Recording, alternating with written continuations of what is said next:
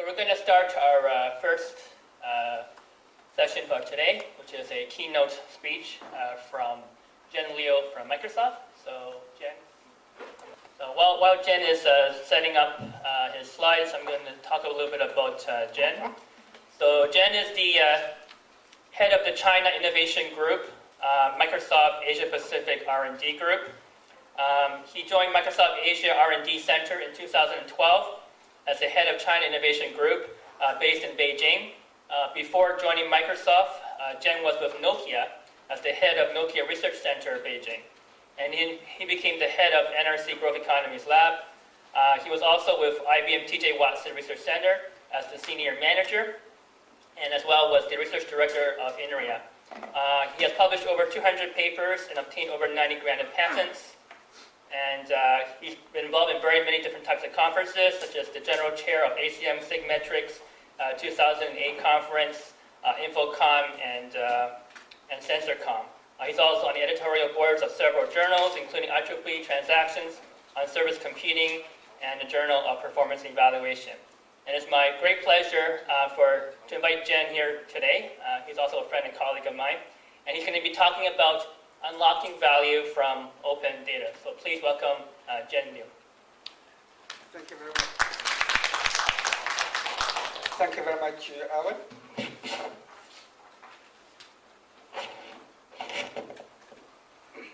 It's my great pleasure to come here and to share my thinking about big data.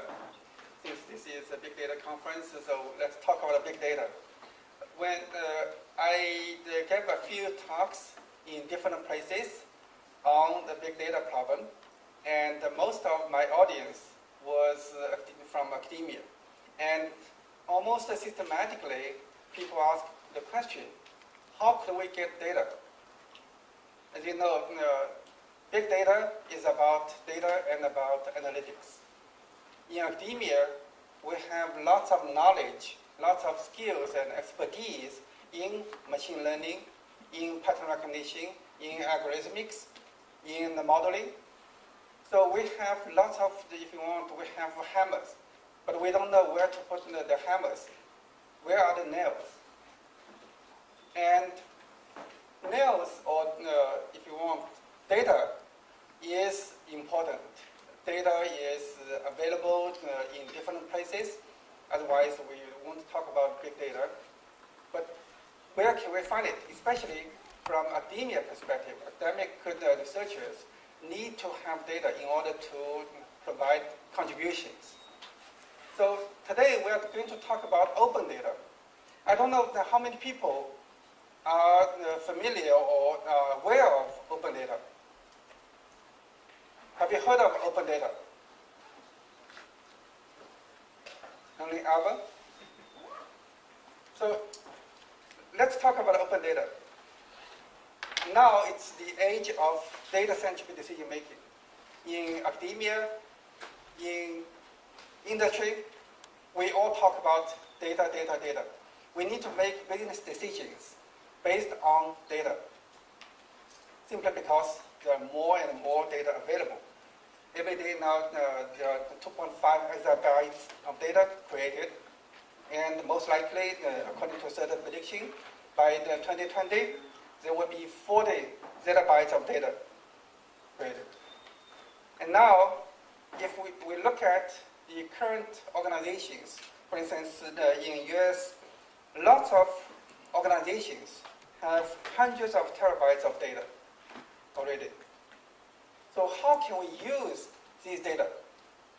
And according to certain predictions or certain estimations, the return on investment of analytics on these data is tenfold.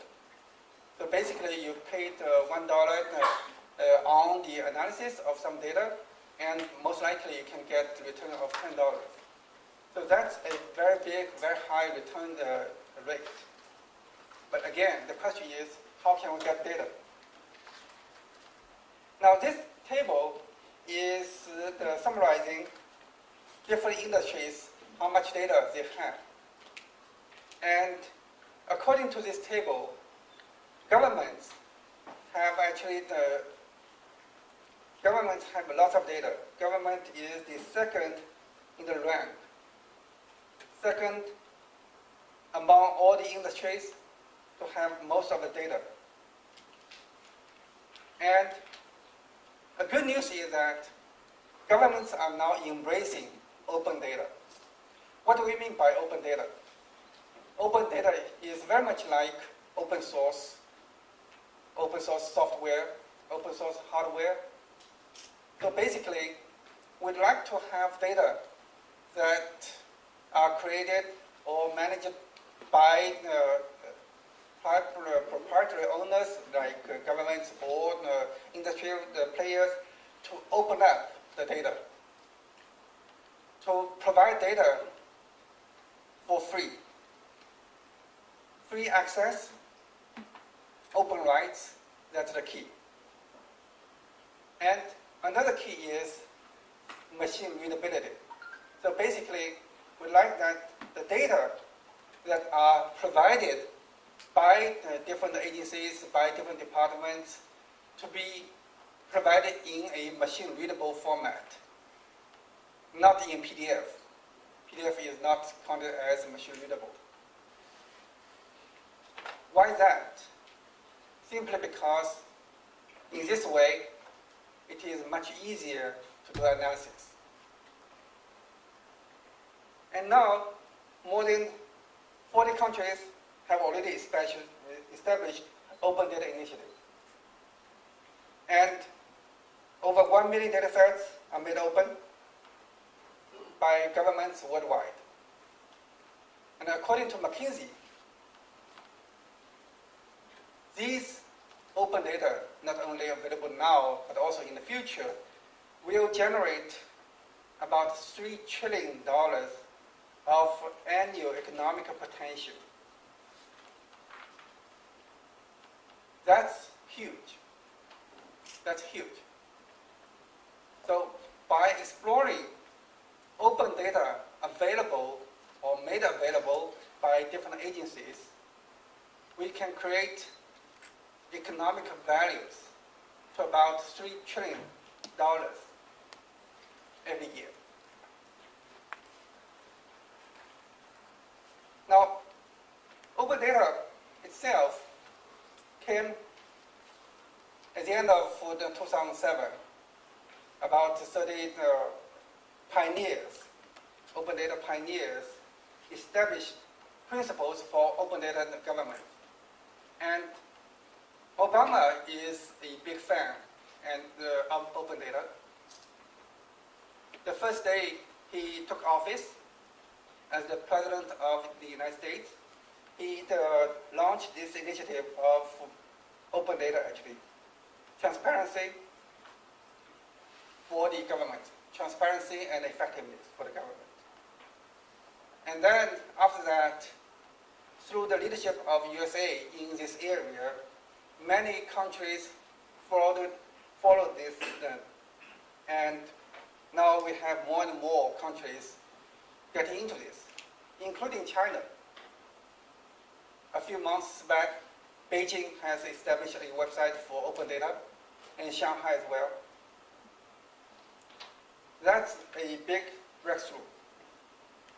And in these efforts, quite a lot of researchers, especially researchers in science and researchers in the public area, tried to make sense of data that are made available and tried to make links between these different data sets.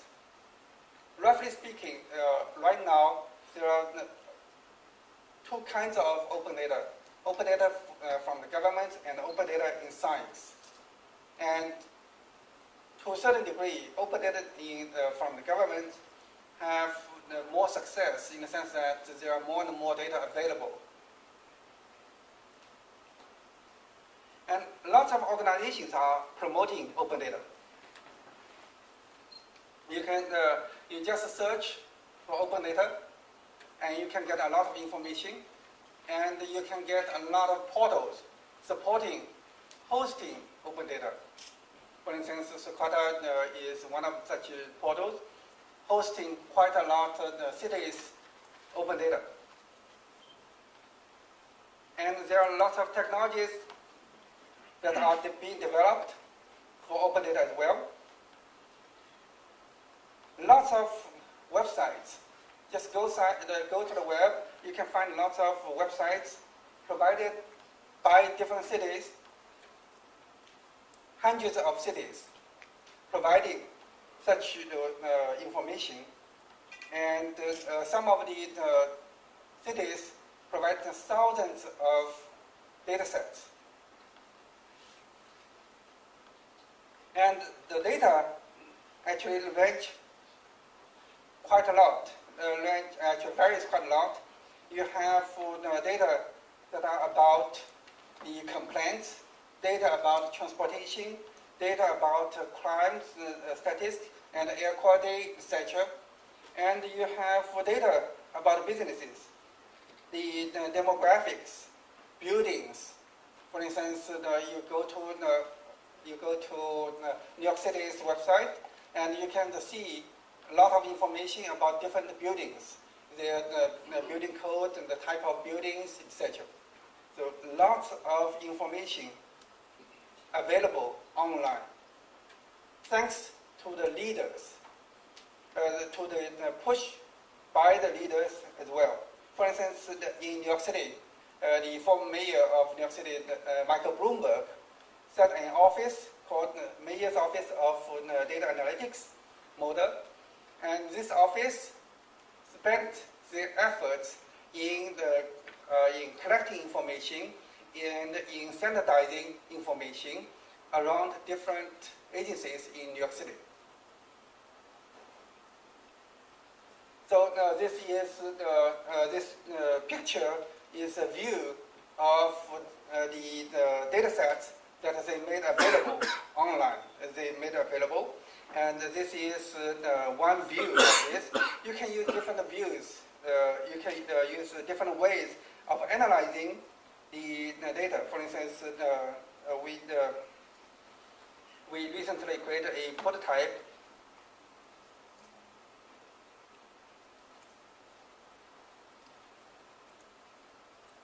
So on this chart, these circles represent different types of the data on different topics. And then you can establish connections between these data types. For instance, health, finance, and science and technology, how they are connected. There are, of course, some silos there as well.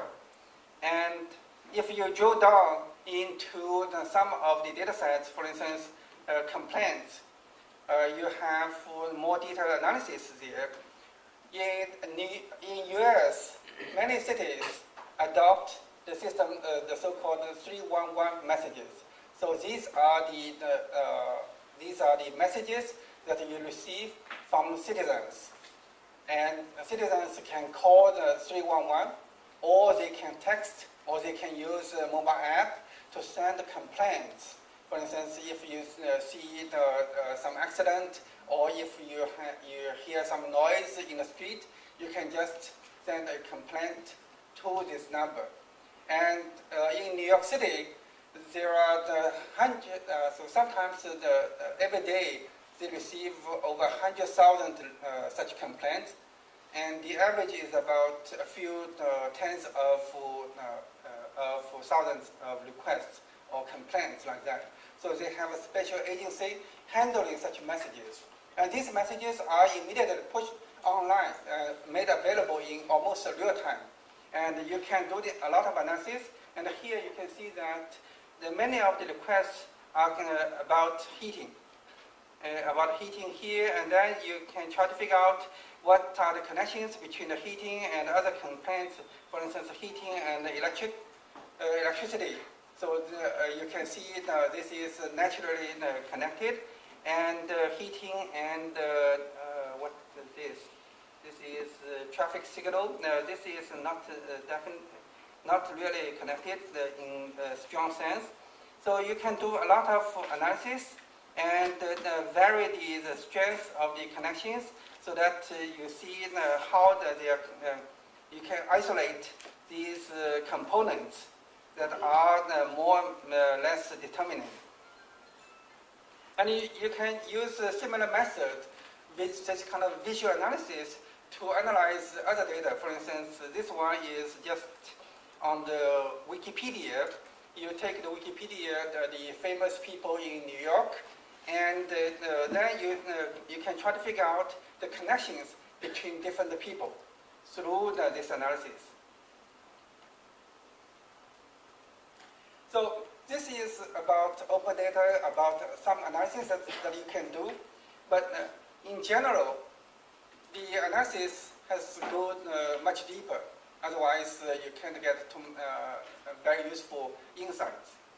And open data, like many other big data, there are lots of challenges to harness such data. One issue is, of course, the so-called 4V, the volume, velocity, and variety, and variety and veracity. Okay? And then, concretely, what does that mean? Simply because the open data is made available by different agencies, by different cities, by different governments, different entities in the world. And these open data are about different problems, different domains. So trying to understand these data would take some time. Sometimes it's not easy because you really need to go down into these data, try to figure out what they really mean. So this is one issue. Basically, the data model itself is an issue, how to understand this data. And second issue is how to make the correlations between different sets of data, between different sources. As we know, one of the biggest challenges and also opportunities is try to do cross-domain analysis and try to get insights through these correlations of different data sources. So when we try to correlate data from different sources, from different domains, we first of all need to somehow unify the data model. Second, we need to somehow unify the data formats as well. So all these mundane things will come up when you do this kind of analysis. And then, if you want to do a real-time analysis, that's even more difficult because then you need to have a mechanism to ingest the data in real time, and you need to have the mechanism to store these data in real time, and these data can be of different format, and then you need to analyze these data in real time. So in order to solve such kind of problems, we developed a platform or a middleware called the Microsoft CityNext Big Data Solution Accelerator.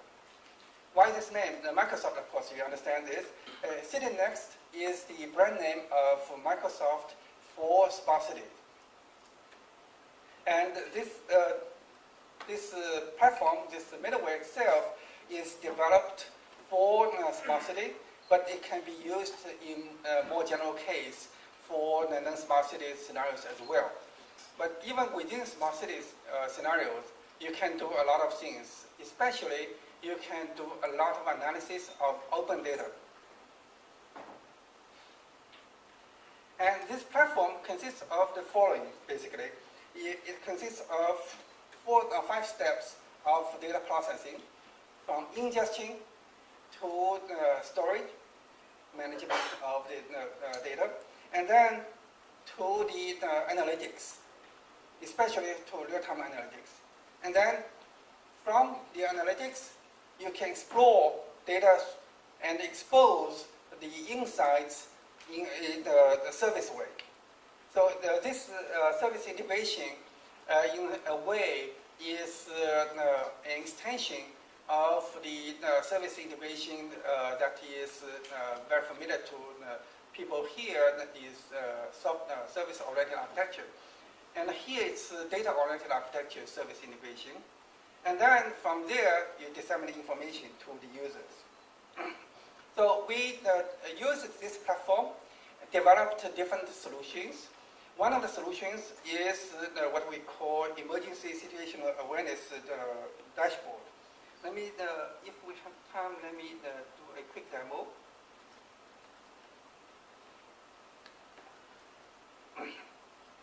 I hope that the network connection is good. So now, for this demo, this is a dashboard. This dashboard is hosted in the cloud in Azure, Microsoft's cloud, public cloud infrastructure. Data is hosted there, and the analytics are hosted there. What we see is the result of the analysis. And for instance, here on this screen, almost all the information that is made available to people here are publicly available. For instance, the weather information, the active incidents. It seems that there is some network connection issue. But anyway, I'll try to continue with the demo. So you have the flight delay information. In New York City, there are the 3 major airports, and they calculate the flight delay information according to certain formula. And this is available. For instance, if we want to go there, we click on it, and then we can go to the website, providing more detailed information here, flight delay information here. See? And then the train delay is the same. Then what's interesting is more about here. These are the 311 requests. And I click on it, and on this 311 request, you can do more analysis to see what's going on with the 311 calls. It takes a little bit of time. I think the network connection is not too good. But anyway, now you can see that we have data that are illustrated here. So here on this column, these are about different agencies. In New York City, you have the health agency, the health department. There's a DOT, the Department of Transportation, NYPD, etc. So let me check off these and focus. For instance, if we just focus on 1 or 2 departments and take off these.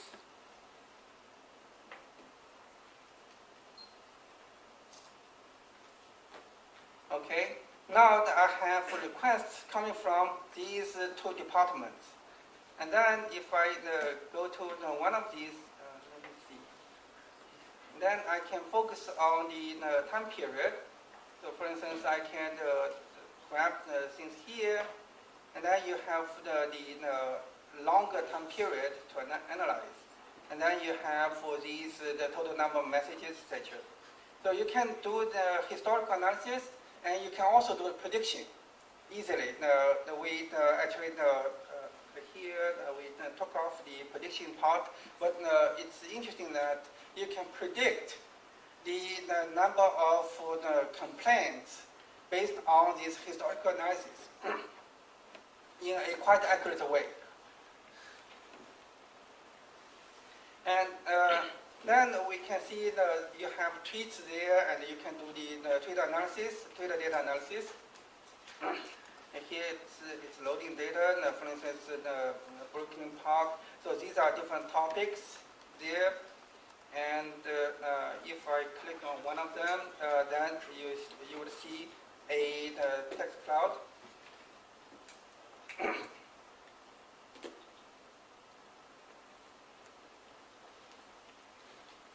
I'm not going to wait for the information here because of the time constraint. And then let's go to the map view. Hopefully we can get the map view here. Now here on the map view, you have the map is not showing up. But anyway, you can see the incidents on the map. These are the incidents on the map. And then all these cameras are the cameras that you can view. Now, for instance, I click on it, and I'm supposed to have the picture of the traffic there. Unfortunately, again, the network is not helping me. So sorry, can get to the server there. But the idea is that all this information is publicly available. Even the traffic information in New York City, there are lots of cameras that are monitoring the city traffic, and you can click on these and you can connect to these traffic sources and get the real-time information from there. Okay, now you can do some similar things for local situation. And here, this one is a dashboard that we did for New Taipei City in Taiwan. And again, the idea is to use publicly available information. For instance, they have for Simin-Chengqing, that's the complaints there.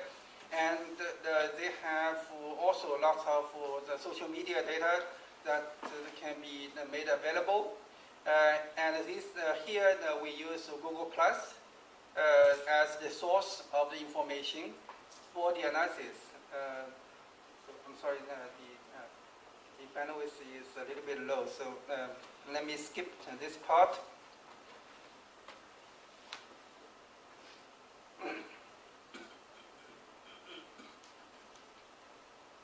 And get back to the talk itself. So basically, based on such a technology, we worked with New York City, the Office of Emergency Management, and we did a proof of concept, and now we are getting into the commercial pilot phase.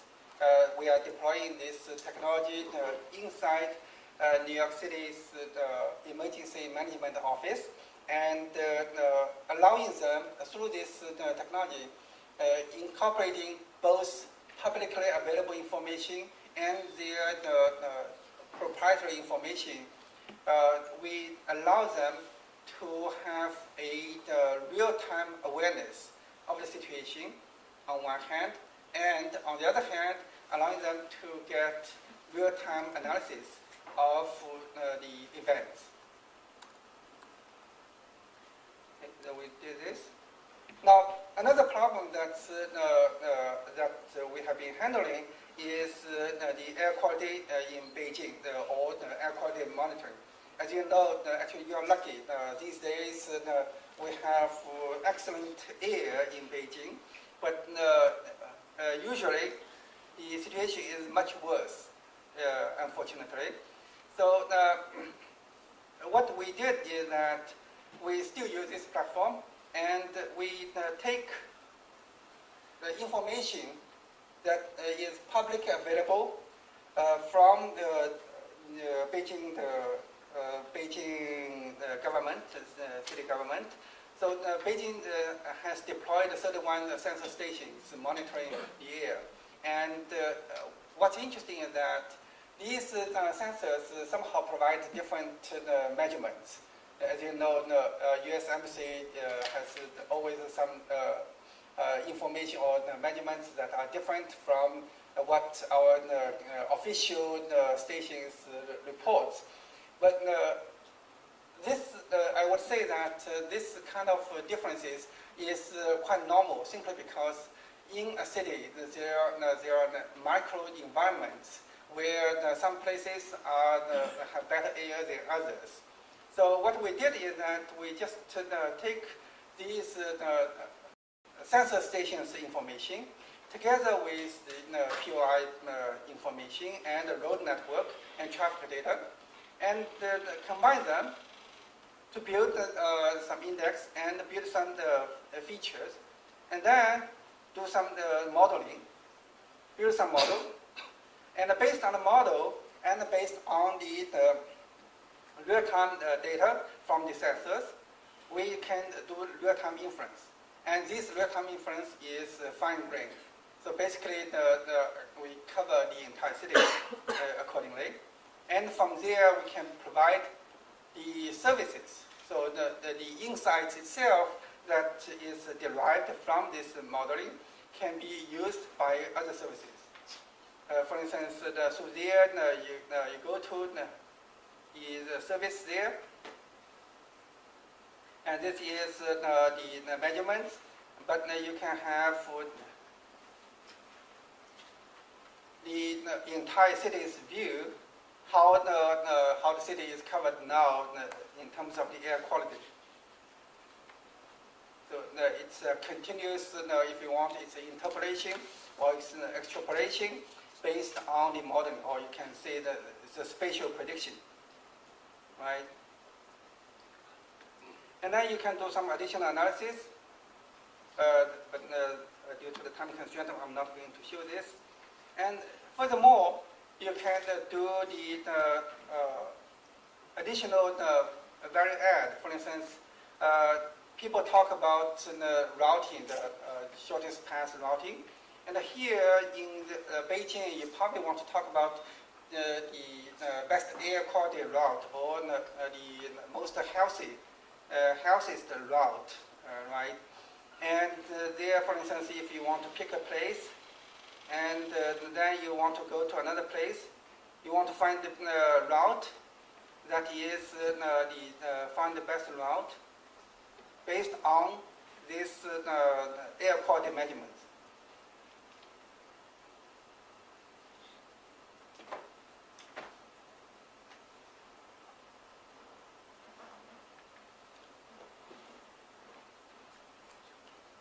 It's taking some time.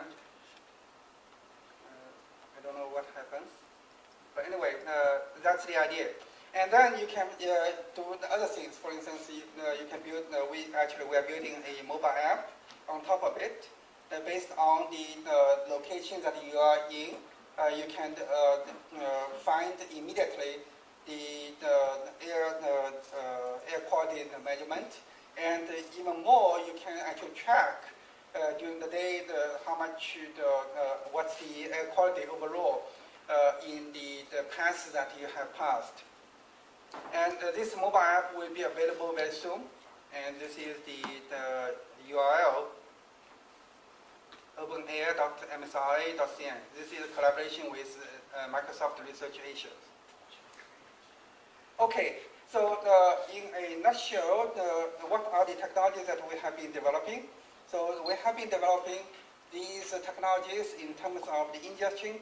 In particular, from the big data perspective, it's about data-first approach. In the past, in the traditional data management case, it's about the data schema first.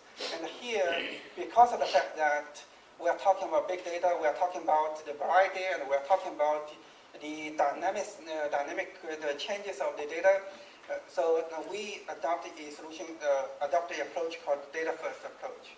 And once you get the data, you can refine the data model over time. And we have developed different entity models for this. And then for the data management itself, we have been focusing on the versioning of the data models so that you can enrich your data knowledge over time. And then for the analytics, it's about the hybrid hosting of the analytics. We can host simultaneously the traditional sequential analytics and MapReduce, and also the CEP, complex event processing analytics. And then through this service brokering, we provide data-driven services. Okay, to summarize, open data is available and resourceful. You can get actionable insights from open data. And an ecosystem is now really being formed around open data. There are more and more data providers, and the technology providers are also working on it. In particular, OData is a technology that is being developed by many companies, including Microsoft, and being adopted by more and more data providers. And there are more and more hosting service providers and data analysts. So feel free to join this ecosystem, and there will be lots of values to be unlocked. Thank you. Okay, thank you, Zhen, for the wonderful, inspiring talk regarding about open data. So I think everybody here is very very inspired by this talk. We have a couple of minutes for questions. Any questions from the audience? If you have a question, raise your hand up, and the student volunteers in the blue shirts will give you a microphone. Yeah, Justin?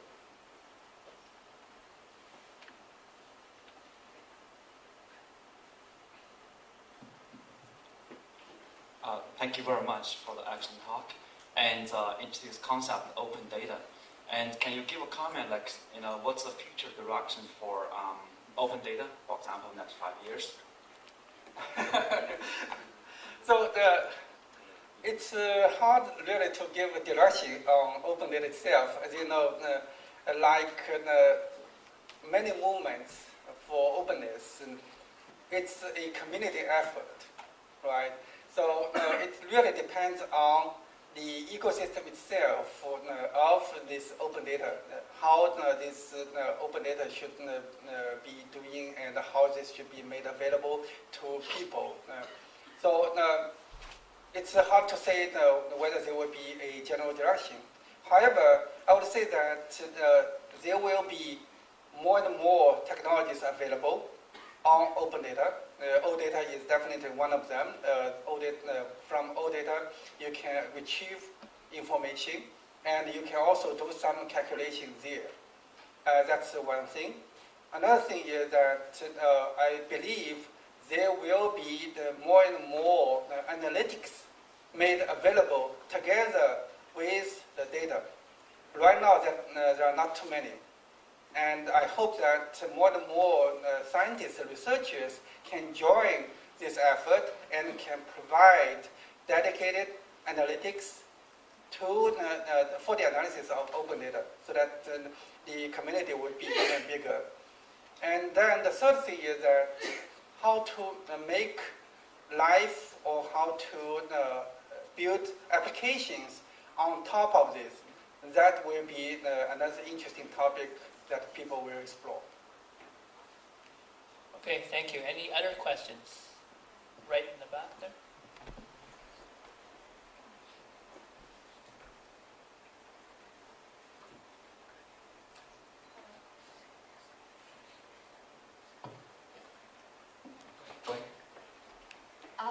Could you make some comments about the data, open data and the personal data? Are they being processed? So this privacy issue is already not a big factor in this data?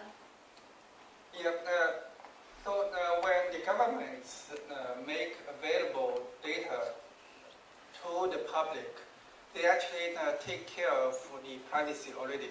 For instance, the 311 messages. These messages have lots of detailed information. For instance, where the caller is, and sometimes even the caller ID and the complaint type, etc. So when the government make such messages available, they took out the caller ID.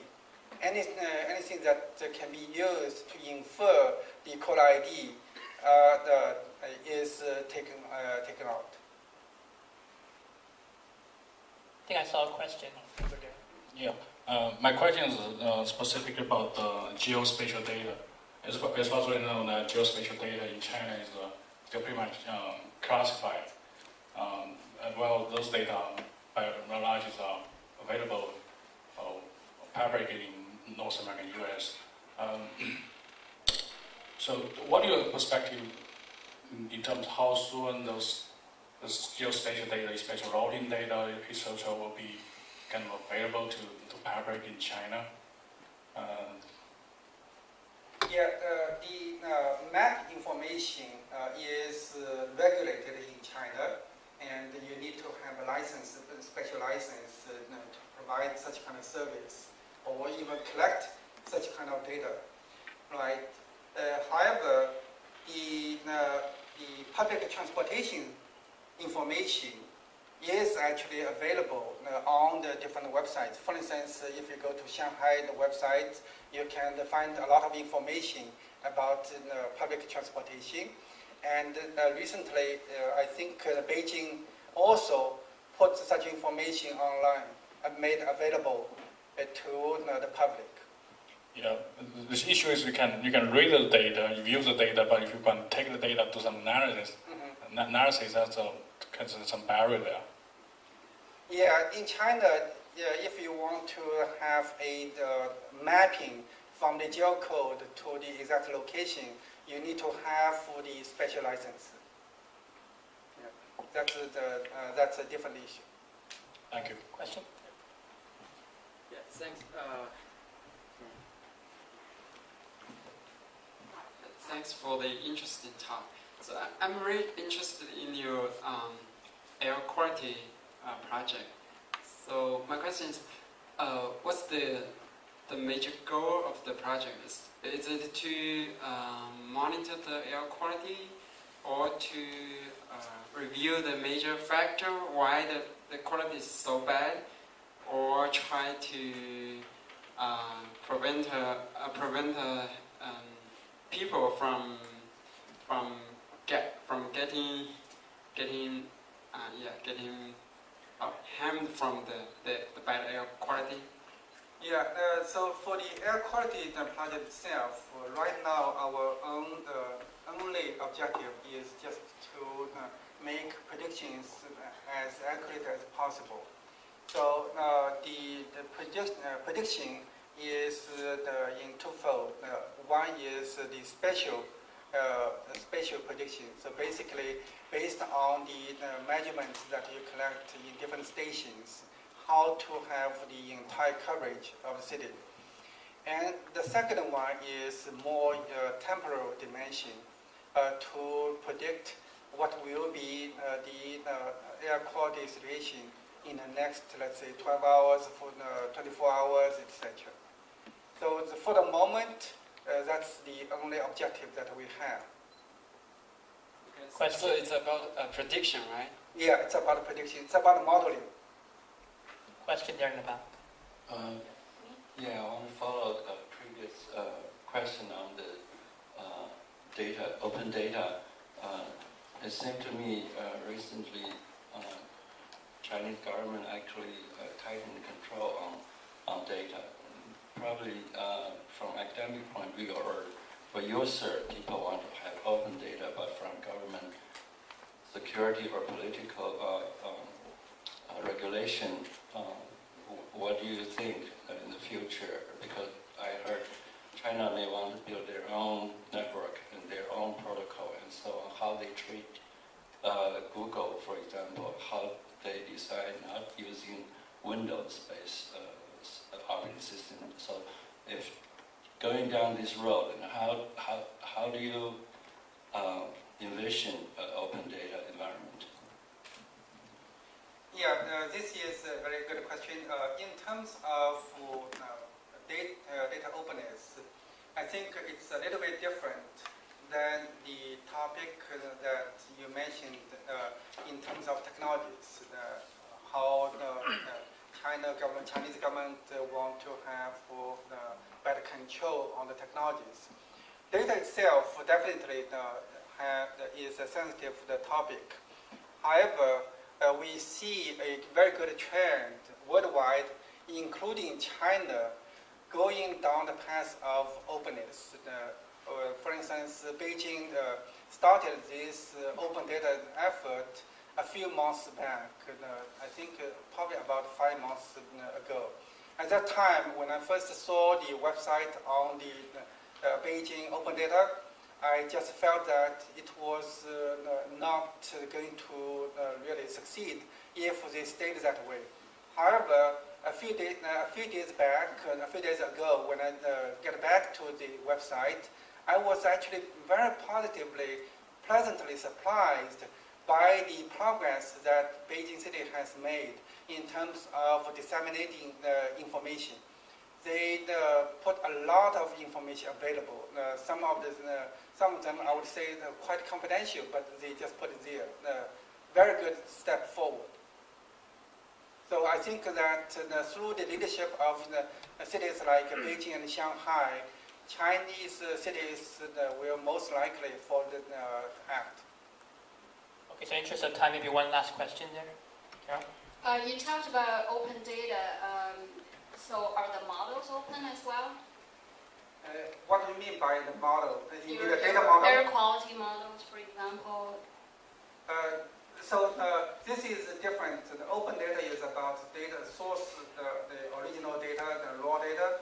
And then what I showed in this talk is different ways of unlocking values, unlocking insights from the data. So in doing so, definitely you need to manage data, and then you need to analyze data, build models, and then build services. So these are the things that I talked about, how to provide value, how to derive values from open data. And then the next question is, what about these services? Can these services or can these analytics be made available to the public? So this is something that I mentioned when I replied to the comment of Justin, which is in terms of the future development of this open data community, I hope that people will be contributing not only data, but also analytics. Thank you very much. Okay, great. So very great questions there. So we'd like to thank Zhen Liu for giving an inspiring keynote. And as a token of our appreciation from the conference committee, we have something for Zhen.